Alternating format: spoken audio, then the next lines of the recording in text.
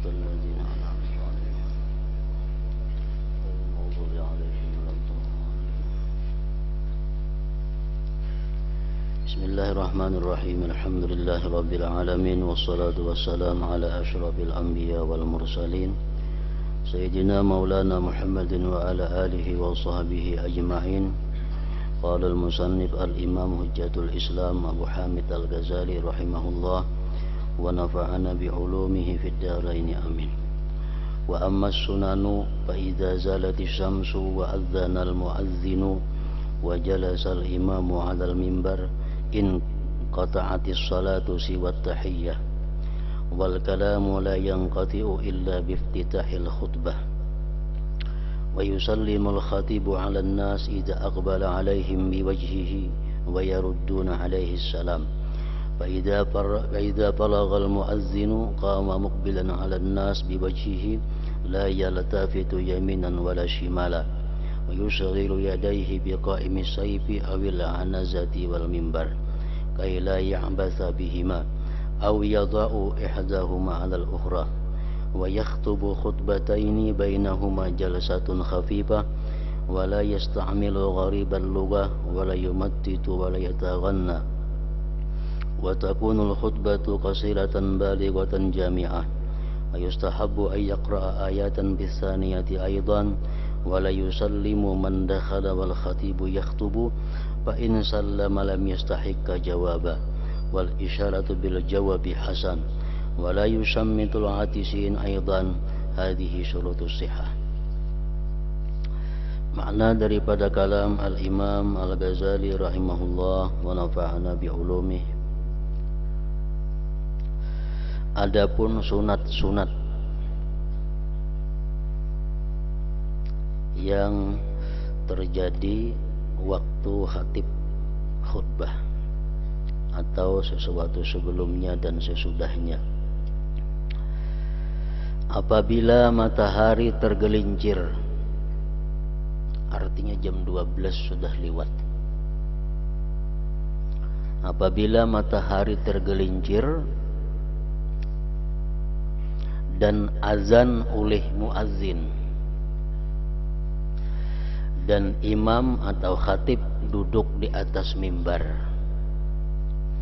maka terputuslah salat selain tahiyatul masjid.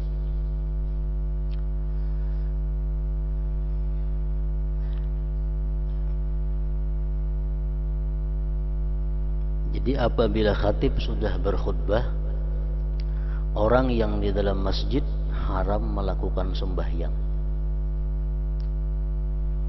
Kalau khatib sudah mulai membaca khutbah, orang-orang yang hadir di masjid kada boleh sembahyang apapun kecuali tahiyatul masjid bagi yang hanyar masuk masjid. Umpamanya kita masuk masjid, khatib sedang berkhutbah, nah kita masih sunat sembahyang tahiyatul masjid, tapi dengan syarat ringkas, artinya rukun-rukunnya aja.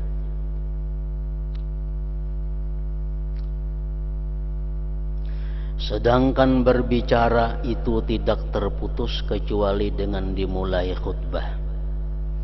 Nah kalau sudah khutbah dimulai tadi, berbicara satu dengan yang lain hukumnya makruh. Menurut sebagian ulama ada yang mengatakan hukumnya adalah haram.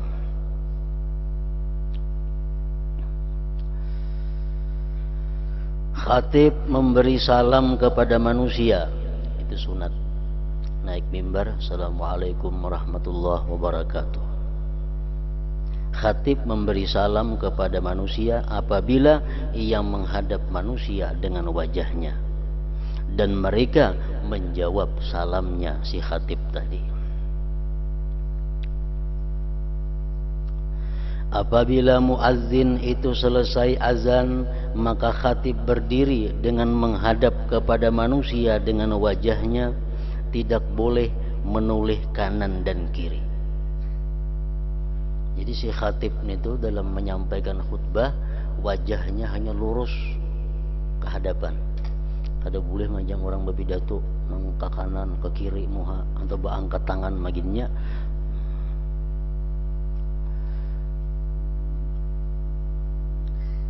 tidak boleh menoleh kanan dan kiri. Tangannya memegang tangkai pedang atau tumbak dan mimbar. Tungkat di sini biasanya. Di tangan kiri mengikuti tungkat, tangan kanan si khatib katihang mimbar. Itu yang menang bahapal khutbahnya. Di tangan kiri mengikuti tungkat atau pedang, tangan kanan katihang mimbar.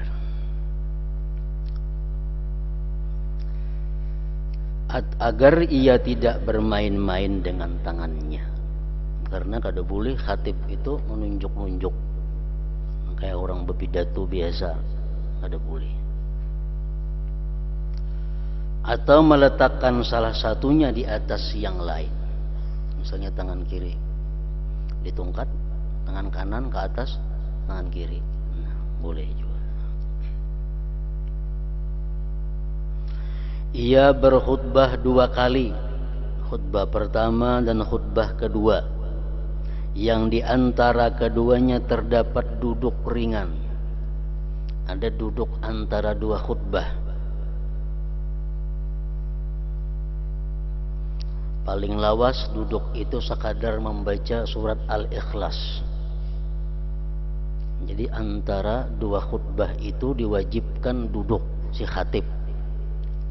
Nang apa nang dibaca khatib nang baik di situ? Menurut beberapa pendapat ada yang mengatakan si khatib sebaiknya di situ berdoa. Karena waktu itu adalah menurut sebahagian hadis tempat atau masa yang mustajab doa.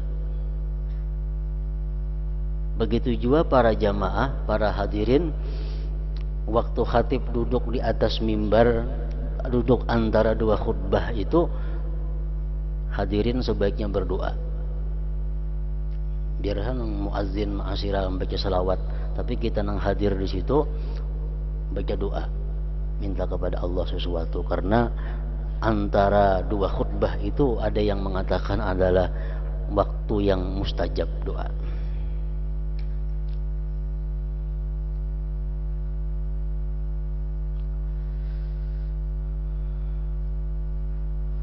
Ia tidak mempergunakan bahasa asing. Si khatib hendaknya jangan mempergunakan bahasa-bahasa asing. Apalagi khutbah di kampung-kampung. Kada usah memakai bahasa nang komunikasi segala macam itu. Orang tapi mengerti. Pakailah bahasa nang dipaham oleh orang. Jangan memakai bahasa-bahasa Inggris dalam khutbah. Ia tidak mempergunakan bahasa yang asing, jarang dipergunakan. Tidak memperpanjang. Khutbah jangan panjang. Jangan panjang pada sembahyang Jumatnya. Jadi khutbah itu kedudukannya mesti lebih pendek daripada sembahyang. Tanda alimnya seseorang, khutbahnya lebih pendek daripada sembahyangnya. Tanda khatib nang kada alim, khutbah beberapa jam, sembahyang 5 menit. Itu hadis Nabi mengatakan demikian. Jadi khutbah mesti lebih pendek dari sembahyang. Tidak memperpanjang dan tidak bernyanyi, maksudnya bersyair. Di khatib bersyair, umpamanya nang apa disairakan, kada cocok, lain tempatnya bersyair. Tidak memperpanjang dan tidak bernyanyi atau bersyair. Khutbah itu pendek, padat dan mencakup. Dan disunatkan juga untuk membaca ayat pada khutbah yang kedua bagi si khatib. Kalau khutbah pertama wajib membaca ayat, kalau khutbah yang kedua sunat. Orang yang masuk tidak memberi salam di mana khatib sedang mengkhutbah. Kalau khatib sedang berpidato, ada yang datang, kada usah assalamualaikum, karena jamaah sedang mendengarkan khutbah. Jika ia memberi salam, maka ia tidak berhak mendapat jawaban. Jadi kalau assalamualaikum juga kada perlu dijawab. Imam As-Suyuti mengatakan ada 21 keadaan yang mana kita kada wajib menjawab salam. Yang pertama di dalam sembahyang. Kita sedang sembahyang, ada orang assalamualaikum, kada usah dijawab. Dijawab batal sembahyang. Dalam sembahyang kita kada perlu menjawab salam. Yang kedua, sedang makan. Maksud sedang makan itu mulut kita sedang tak pakai mengunyah makanan. Merahatan mulut kada berisi, kada apa-apa. Ini rahatan mengunyah makanan, ada assalamualaikum, ada usah dijawab, nang ada aja dikunyah dulu.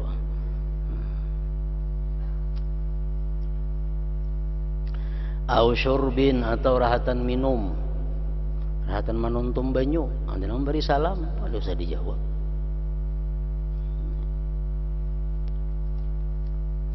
Kenapa kalau usah dijawab? Karena nama memberi salam orangnya kada pintar juga.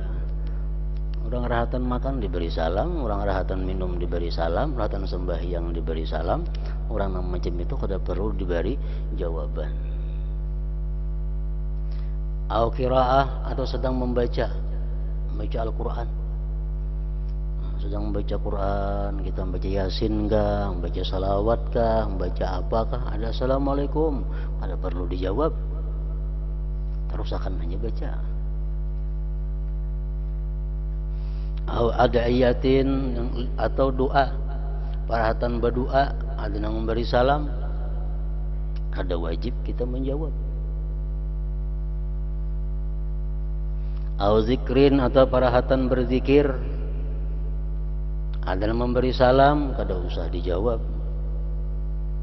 Khutbatin atau sedang khutbah. Nah ya tadi, orang sedang khutbah ada yang memberi salam, kada perlu dijawab. Talbiyah atau rahatan membaca talbiyah, labbaik Allahumma labbaik, labbaik la syarika laka labbaik, innal hamda wan ni'mata laka wal mulk. Assalamualaikum, ada usah, tarusakan lagi talbiyahnya dibaca. Qadha'i hajatin atau rahatan di jamban, ada orang beri salam, kada usah dijawab. Yang ke-10, iqamatin, parahatan qamat, kada usah menjawab salam. Azan, parahatan azan, kada wajib menjawab salam. Minat tifli atau kekanakan yang memberi salam, kada wajib dijawab. Sakran atau orang utun memberi salam, kada wajib dijawab. Mata habang kayak darah, assalamualaikum.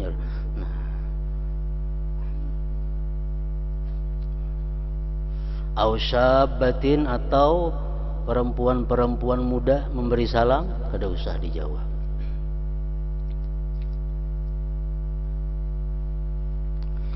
Fasikin atau orang fasik, kada usah dijawab. Na'isin atau sedang mengantuk, kada usah dijawab. Na'imin atau orang guring maigau memberi salam, kada usah dijawab. Halatal jima atau ketika bersetubuh ada orang beri salam, kada perlu dijawab. Tahakumin yang ke-19 atau sedang berperkara, sedang berada di majelis hakim. Hakim sedang membacakan keputusannya, ada assalamualaikum, kada perlu dijawab. Yang ke-20 atau sedang di hammam, sedang di kamar mandi, kada perlu menjawab salam. Majnunan atau memberi salam orang gila. Orang gila memberi salam, kada wajib kita menjawab. Nah, termasuk di dalam bab kita ini adalah sedang khutbah tadi. Sedang khutbah kita kada perlu memberi salam masuk ke masjid. Bila memberi salam juga orang kada perlu menjawab salam kita.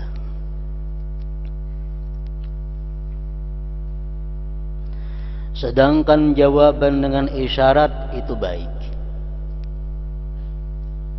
Misalnya kita sedang mendengarkan khutbah, ada orang assalamualaikum, kita angkat tangan aja, nah itu bagus saja. Juga tidak mentasmid, mendoakan orang yang bersin. Ada ratan mahutbah, ada orang wahin, alhamdulillah ujarnya. Kita kada usah yarhamukallah. Ada usah kita menjawab dengan yarhamukallah karena sedang khutbah. Nah, ini oleh ulama-ulama mutaakhirin ada perbedaan pendapat dengan Imam Ghazali. Ada yang mengatakan kalau yang bersin itu mengucap alhamdulillah, kita disunatkan mengucap yarhamukallah walaupun sedang dalam khutbah. Tapi Imam Ghazali berpendapat lain, kita kada usah. Ini adalah syarat-syarat sahnya khutbah yang tersebut. Adapun syarat-syarat wajibnya Jumat, maka Jumat tidak wajib kecuali atas laki-laki yang baligh, berakal, merdeka. Artinya kalau hamba sahaya pada wajibnya Jumat. Muslim dan mukim tidak sedang bepergian. Di kampung negeri yang memuat 40 orang yang menghimpun sifat-sifat ini, atau kampung dari sebagian negeri yang terjangkau oleh panggilan di negeri itu dari ujung yang berdekatan, suara-suara tenang sedangkan muazzin itu tinggi suaranya. Umpamanya di kampung sini orangnya orang Salawiannya, di kampung sini orang 25, di kampung sebelah sini orangnya banyak ya, beratus-ratus. Orang sembahyang Jumat di kampung nang beratus-ratus ini orangnya. Kadangaran suara azan ke kampung nang penduduknya 25 nih. Nah, orang nang 25 wajib mendatangi ke Jumat itu.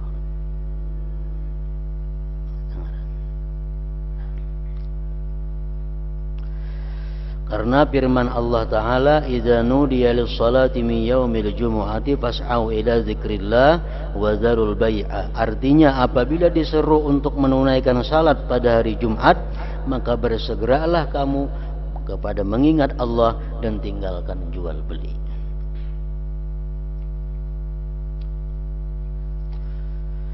Mereka diberi rukhsah keringanan untuk meninggalkan Jumat karena uzur. Boleh kita kada sembahyang Jumat, orang-orang nang wajib Jumat tadi boleh kada ke masjid kalau ada uzur. Apa-apa uzurnya? Antara lain hujan. Hujan yang membasahi. Walaupun ada payung, walaupun ada jas hujan, kada jadi masalah. Bila hujan itu sudah boleh kada ke masjid. Lumpur, harinya kada hujan cuma jalannya luluk, boleh kada ke masjid. Takutan ke masjid. Takut nang apa? Takut ada binatang buas, boleh kada ke masjid. Takut meninggalkan rumah karena banyak maling, banyak perampok, meninggalkan lelakiannya ke masjid, bisa dirampok orang, bisa dicuri orang di rumah, boleh kada ke masjid. Takut keluar rumah, apabila ditagih orang hutang, boleh kada ke masjid. Orang banyak bisi hutang, nambayari kada ada, bakurung aja di rumah sembunyi. Nah, hari Jumat sana keluar gitu ditagih orang, namun dibayari kada ada, boleh kada ke Jumat. Takut juga ngarannya. Sakit yang mengganggu kehusuan sembahyang, dan merawat orang sakit apabila orang yang sakit itu tidak mempunyai pengurus yang lain. Maharagu orang garing, sedangkan orang garing kada hakun yang lain, maharagu lain pada kita. Nah, Abah ini ada hakuna lain, mesti kita nang maharagu sidin merawat. Nah boleh kita kata ke Jumat karena merawat orang garing tadi. Kemudian disunatkan bagi mereka, saya maksud orang-orang yang uzur untuk melambatkan zuhur sampai manusia selesai daripada Jumat. Orang-orang nang uzur ini jangan berdadasan sembahyang zuhur. Sudah orang bulikan di masjid, nah hanya sembahyang zuhur, itu sunat. Kemudian disunatkan bagi mereka, saya maksud orang-orang yang uzur untuk melambatkan zuhur sampai manusia selesai daripada Jumat. Jika orang yang sakit atau musafir atau hamba sahaya atau perempuan menghadiri Jumat, maka sah Jumat mereka dan cukup sebagai pengganti zuhur. Orang-orang yang kata diwajibkan Jumat tadi sembahyang Jumat inya cukup pengganti daripada zuhur, kada usah lagi zuhur. Wallahu a'lam. Keterangan tentang adab-adab Jumat atas urutan kebiasaan itu ada 10 macam, yaitu pertama, untuk bersiap-siap pada hari Kamis dengan azam, dengan cita-cita atasnya dan menyambut keutamaannya. Kita sudah disunatkan hari Kamis bersiap-siap untuk melaksanakan Jumat esok hari. Baju disiapkan segan esok, tapi segan esok ke masjid. Ini kopiah segan esok ke masjid. Sudah disiapkan untuk esok ke masjid. Bersiap-siap pada hari Kamis dengan azam atasnya dan menyambut keutamaannya. Maka ia sibuk dengan doa, istighfar, membaca tasbih sesudah salat asar pada hari Kamis. Jadi imba asar hari Kamis itu sudah siap-siap menyambut kedatangan malam Jumat. Karena saat itu adalah saat yang diseimbangkan dengan saat yang samar, disamarkan ketetapannya pada hari Jumat. Karena ada pendapat yang mengatakan bahwa pada sore hari Kamis itu ada juga masa, ada juga waktu sedikit. Nah, bila di situ kita berdoa, doa kita dikabulkan oleh Allah Subhanahu wa taala, sama dengan sorenya hari Jumat.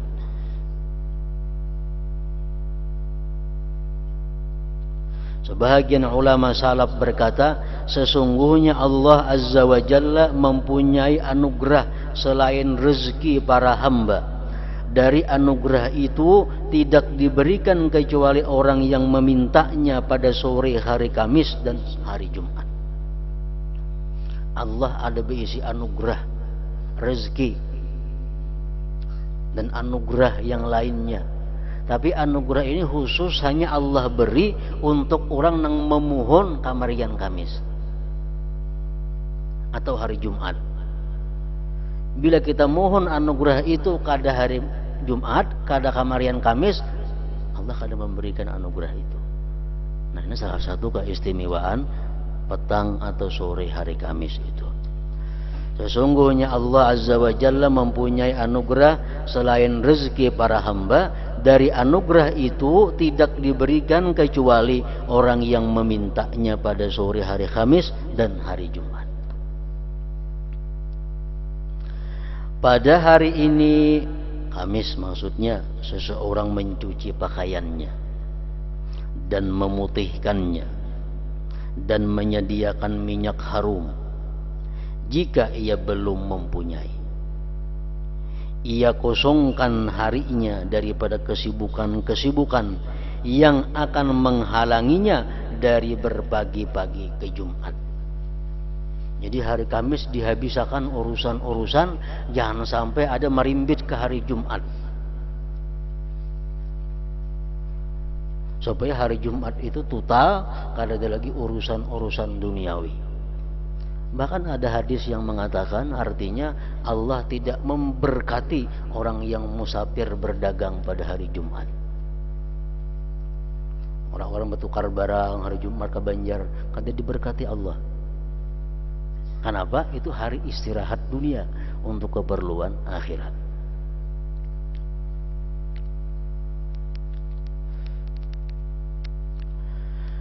Dan ia niatkan puasa pada malam ini untuk puasa pada hari Jumat, karena hari itu mempunyai keutamaan. Hendaklah puasa itu digabung dengan hari Kamis atau Sabtu, tidak sendirian karena makruh. Puasa hari Jumat sama jam aja makruh. Dan ia sibuk dengan menghidupkan malam ini, malam Jumat, dengan salat dan menghatamkan Al-Quran. Kalau menghatam Al-Quran, pilih malamnya malam Jumat, karena malam itu mempunyai keutamaan yang baik, yang banyak, dan termasuk atasnya keutamaan hari Jumat. Dan hendaklah ia mensetubuhi istrinya pada malam ini, malam Jumat atau hari Jumat.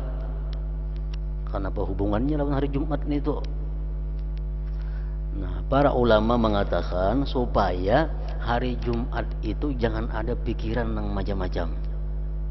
Supaya pada hari Jumat itu bisa menjaga mata daripada yang diharamkan oleh Allah Subhanahu wa taala.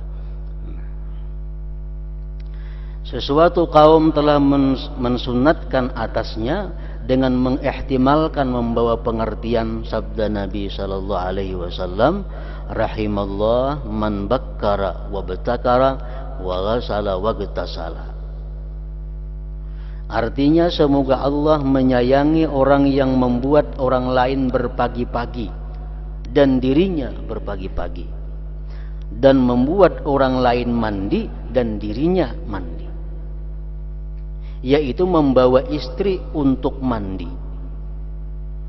Dan menurut yang lain pengertiannya adalah mencuci pakaiannya. Maka diriwayatkan dengan ringan tanpa tasdid, ghasala wa ghasala wa gtasala. Bila artinya ghasala, mencuci pakaian. Bila artinya ghassala, membuat orang lain mandi, ia bersetubuh tadi. Sedangkan igtasala kalimatnya mandi untuk tubuhnya sendiri. Nah, jadi mandi pada hari Jumat itu adalah hukumnya sunat muakkad. Bahkan ada sebagian ulama mengatakan wajib mandi Jumat itu. Dan lagi ada yang mengatakan bahwa mandi hari Jumat itu sunat bagi orang yang hadir ke masjid atau orang nang kada hadir ke masjid. Artinya bagi perempuan-perempuan nang pacang kada ke masjid disunatakan jo mandi Jumat. Itu menurut pendapat setengah fuqaha. Kenapa? Karena hari Jumat itu adalah hari raya Idul Muslimin. Jadi bukan hanya nang hendak ke masjid nang disunatkan mandi, tapi orang-orang nang bakal kada ke masjid macam perempuan-perempuan disunatkan juga mandi Jumat itu. Mandi Jumat masuk waktunya mulai subuh, mulai terbit fajar. Sedang kalau mandi hari raya mulai tengah malam, mulai jam 12 lewat sudah boleh mandi sunat hari raya. Nah, kalau mandi sunat Jumatnya mulai subuh.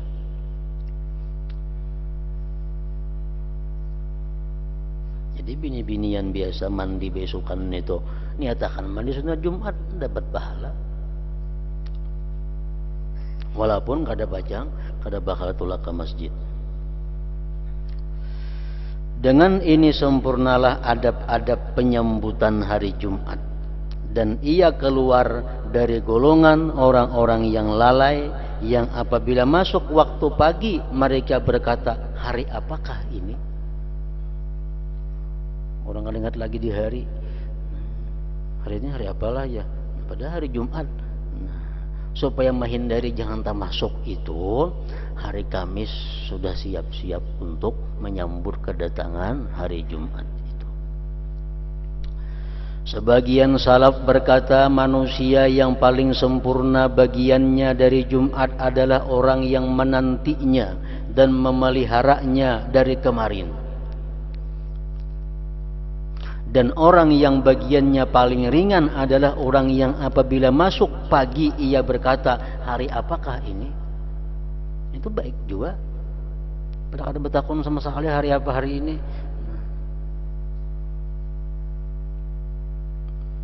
Sebagian salaf berkata pada malam Jumat bermalam pada malam Jumat di masjid untuk salat Jumat.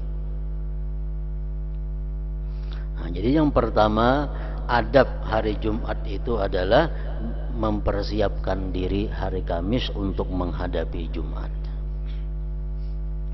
Yang kedua, apabila masuk pagi ia mulai mandi setelah terbit fajar. Dan jika ia tidak berangkat pagi-pagi, maka yang lebih mendekati kepada berangkat itu lebih disukai. Afdalnya mandi Jumat itu hendak ke masjid. Hendak ke masjid jam 11, hendak ke masjid itu mandi, itu yang paling afdal. Walaupun boleh mandinya waktu subuh tadi, agar lebih dekat masanya dengan bersih. Karena mandi itu disunnatkan muakkad. Sebagian ulama berpendapat kepada wajibnya mandi Jumat. Nabi SAW bersabda, "Ghuslul Jumu'ati wajibun ala kulli muhtalim." Artinya mandi Jumat itu wajib atas setiap orang yang telah bermimpi yang balik maksudnya. Dan yang masyhur dari hadis Nafi' dari Ibni Umar radhiyallahu anhuma, "Man atal jumu'ata falyaghtasil." Artinya barang siapa yang mendatangi Jumat hendaklah ia mandi. Jadi banyak ulama-ulama yang berpendapat bahwa mandi Jumat itu adalah wajib hukumnya. Dan Nabi SAW bersabda, "Man syahidal jumu'ata minar rijal wan nisa falyaghtasil." Artinya barang siapa yang menyaksikan, maksudnya menghadiri Jumat dari laki-laki dan perempuan, maka hendaklah ia mandi.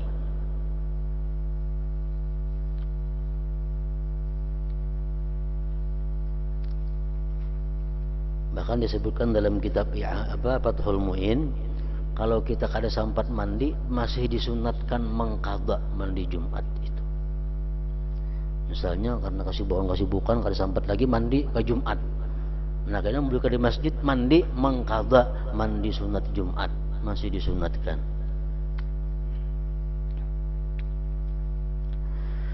Penduduk Madinah apabila ada dua orang yang saling memaki, maka salah satu dari keduanya berkata yang lain, "Sungguh kamu lebih buruk daripada orang yang tidak mandi pada hari Jumat."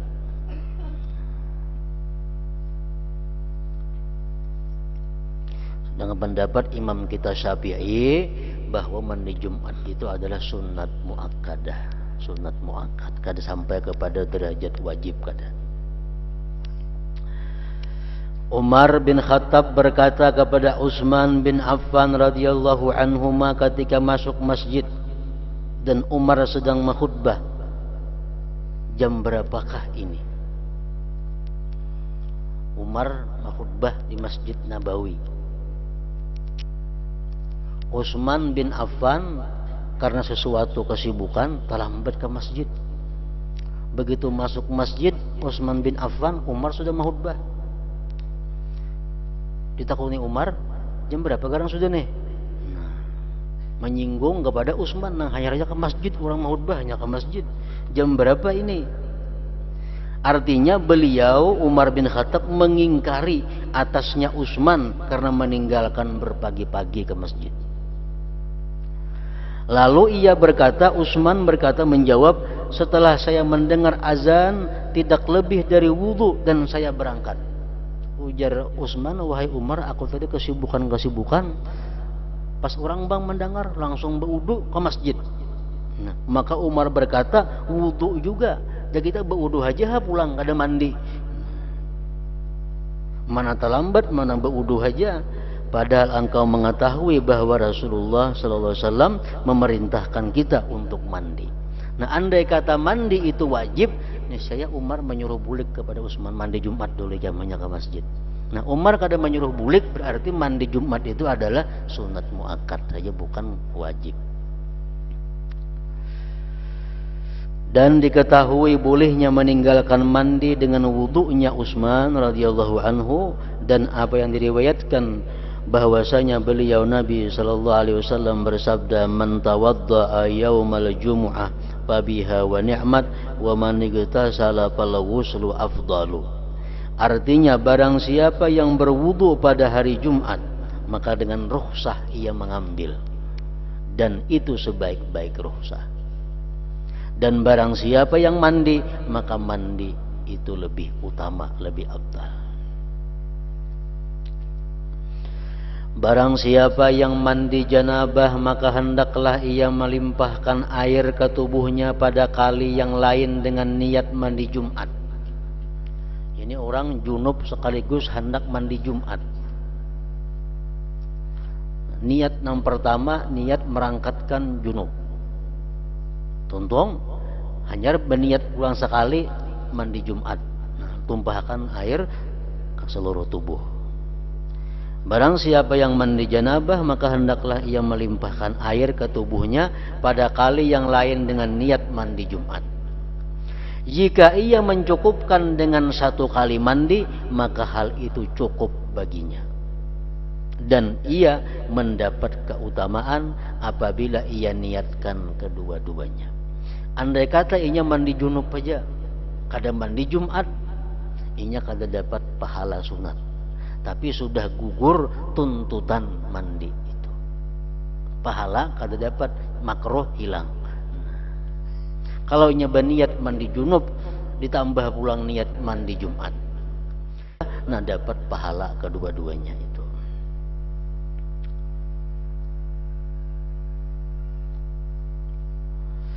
Sebagian sahabat, dan mandi Jumat itu masuk pada mandi janabah. Sebagian sahabat masuk kepada anaknya dan anak itu telah mandi. Lalu ia bertanya, apakah untuk Jumat? Anaknya menjawab, untuk janabah.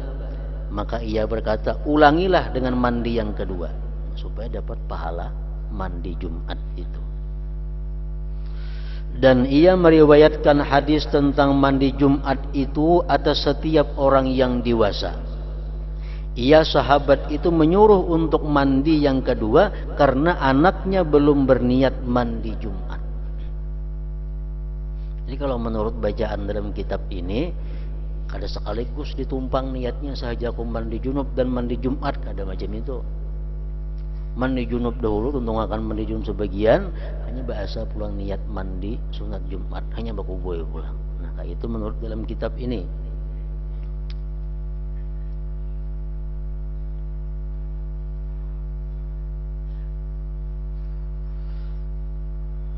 Karena anaknya belum berniat mandi Jumat. Dan tidak jauh untuk dikatakan bahwa tujuannya adalah kebersihan, dan itu telah dicapai dengan tanpa niat. Tetapi ini juga tercela dalam wudu juga, di mana menurut syara hal itu telah dijadikan sebagai pendekatan diri kepada Allah, maka tidak boleh tidak untuk mencari keutamaannya. Kita berwudu kada mandi sembahyang Jumat itu hasil saja, sah saja, cuma tercela. Artinya makruh meninggalkan mandi nang disunatkan itu. Dan mandi sunat Jumat itu bentuk mandinya sama dengan mandi janabah. Mandi Jumat bentuk mandinya, cara mandinya sama mandi janabah. Seluruh tubuh dibasahi lawan banyu. Barang siapa yang telah mandi kemudian berhadas, maka ia berwudu dan mandinya tidak batal. Dan lebih disukai adalah memelihara dari yang demikian itu. Makanya kau imbah mandi itu langsung wudu, jangan berhadas-hadas lagi, langsung ke masjid sampai sembahyang Jumat. Yang ketiga, adabnya Jumat adalah berhias. Berhias itu disunatkan pada hari ini. Berhias itu ada 3, yaitu pakaian, kebersihan, dan bau harum. Adapun kebersihan itu maka dengan bersiwak, mencukur rambut. Maksud mencukur rambut ini bukan rambut yang di kepala, kada rambut yang di ketiak, rambut nang diari-ari. Jadi bukan menggundul kepala, nang Jumat begundul kada macam itu maksudnya.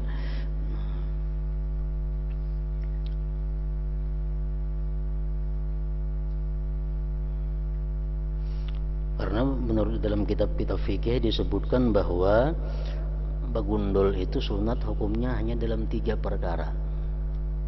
Pertama, begundul sunat waktu orang kafir masuk Islam, gundul. Yang kedua, kanak-kanak nang imbah lahir nak tuntung diakikahi, gundul. Yang ketiga, waktu menjalankan manasik haji atau umrah, cukur sunat begundul bagi laki-laki. Lain pada itu begundul suatu perbuatan yang bid'ah. Artinya nang kada dilakukan oleh Rasulullah sallallahu alaihi wasallam.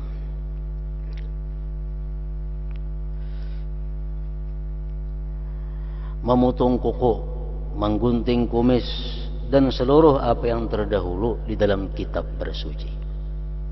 Ibnu Mas'ud berkata, barang siapa yang memotong kuku pada hari Jumat, maka Allah Azza wa Jalla mengeluarkan satu penyakit daripadanya. Dan Allah memasukkan obat padanya. Jika ia telah masuk ke pemandian pada hari Kamis atau Rabu, maka maksud itu telah tercapai. Kamis, hari Rabu, bebersih semuaan demikian, maksudnya sudah tercapai juga. Paling kada besokan Jumat yang berhias bebersih itu. Maka hendaklah ia mengenakan minyak harum pada hari ini Jumat dengan minyak harum yang paling harum yang dimilikinya. Yang paling harum baunya cari, agar dapat mengalahkan bau-bauan yang tidak disukai, dan dengannya dapat membawa keenakan dan keharuman kepada penciuman hadirin yang ada di dekatnya. Wa ahabbu tibir rijal ma zahara rihuhu wa khafiya launuhu, wa tibin nisa ma zahara launuhu wa khafiya rihuhu.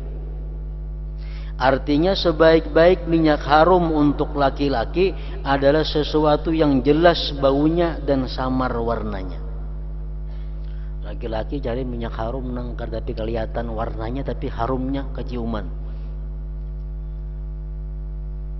Sedangkan minyak harum wanita itu adalah sesuatu yang jelas warnanya dan samar baunya. Kalau perempuan cari minyak harum nang kelihatan warnanya tapi jangan tapi harum. Kalau laki-laki cari minyak harum nang harum baunya, nang warnanya samar jangan kelihatan. Hal itu diriwayatkan dalam asar sahabat. Al-Imam Syafi'i radhiyallahu anhu berkata, barang siapa yang bersih pakaiannya maka sedikit sedihnya, dan barang siapa yang harum baunya maka akalnya bertambah. Itu perkataan daripada Imam Syafi'i. Adapun pakaian, maka yang paling disukai adalah pakaian putih hari Jumat itu, karena pakaian yang paling disukai oleh Allah adalah putih. Ia tidak mengenakan yang terkenal, artinya pakaian-pakaian yang membuat orang cangang. Ke masjid baju batik misal, nah begitu masuk orang cangangan, saya baju batik itu, orang kan baju putih banyak, pembeliannya lu cangangan ya orang, jangan macam itu. Ia tidak mengenakan yang terkenal, mengenakan yang hitam jangan hari Jumat. Itu tidak termasuk sunnah dan tidak ada keutamaan memakai baju hirang itu. Bahkan segolongan ulama memakruhkan untuk melihat kepadanya. Orang pemakai baju hirang jangan dilihati. Makruh melihati orang yang memakai baju hirang. Bahkan segolongan ulama memakruhkan untuk melihat kepadanya, karena itu adalah bid'ah yang diada setelah Rasulullah sallallahu alaihi wasallam. Dan sorban itu disunatkan pada hari ini Jumat. Wasilah bin Asqa meriwayatkan bahwasanya Rasulullah sallallahu alaihi wasallam bersabda, "Innallaha wa malaikatahu yusalluna ala ashabil amaim yaumal qiyamah."